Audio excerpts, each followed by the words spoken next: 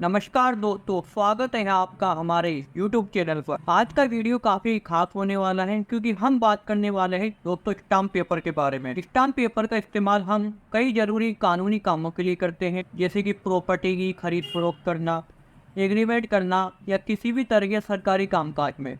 पर सवाल यह है कि स्टाम्प पेपर कैसे खरीदें और ये स्टाम्प पेपर हमें कहाँ से मिलेगा। ठीक है दोस्तों, अगर आपके पास भी ऐसे ही सवाल है तो इस वीडियो को आपको लास्ट तक जरूर देखना है। हम आपको स्टाम्प पेपर के बारे में सब कुछ बताएंगे कि कहाँ से इसको खरीदना है।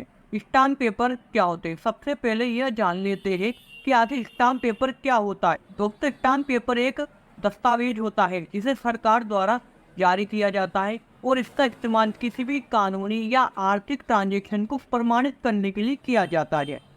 जैसे मान लीजिए आपने प्रॉपर्टी खरीदी तो उस पर स्टाम्प ड्यूटी लगती है। ये स्टाम्प ड्यूटी पे करने के बाद आपको स्टाम्प पेपर मिलता है जो इन बात का सबूत है कि आपने ट्रांजैक्शन को कानूनी रूप से पूरा किया है।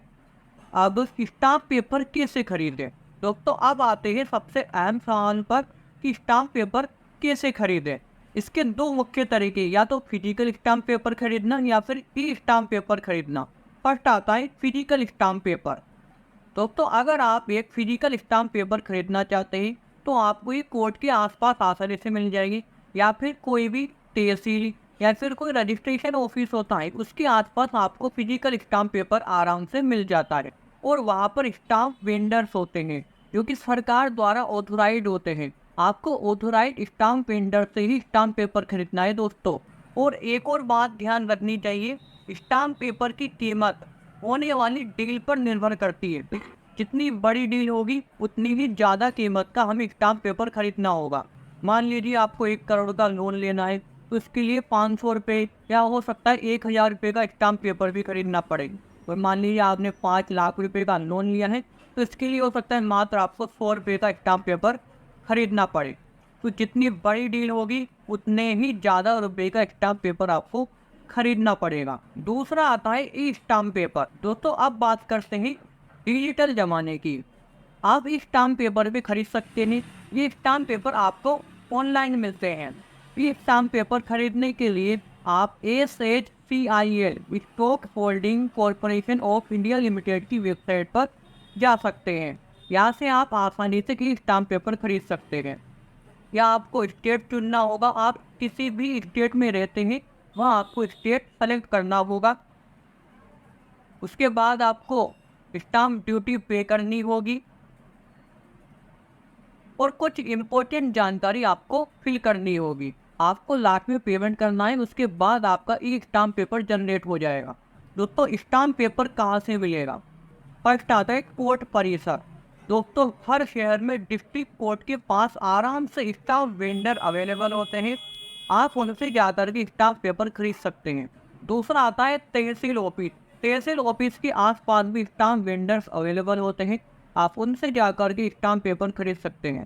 थर्ड आता है बैंक ब्रांच। कुछ बैंकों की ब्रांचें ऐसी होती है जहाँ पर स्टाम्प पेपर अवेलेबल हो जाते हैं। आप आसानी से वहाँ पर जाकर के स्टाम्प पेपर खरीद सकते हैं। फोर्थ आता है ऑनलाइन पोर्टल। हमने पहले ही बताया, आप ई स्टाम्प पेपर को ऑनलाइन के जरिए खरीद सकते हैं। आपको बस ऑनलाइन पेमेंट करना होता है, जरूरी जानकारी फिल करनी होती है, उसके बाद आपको ई स्टाम्प पेपर मिल जाएगा।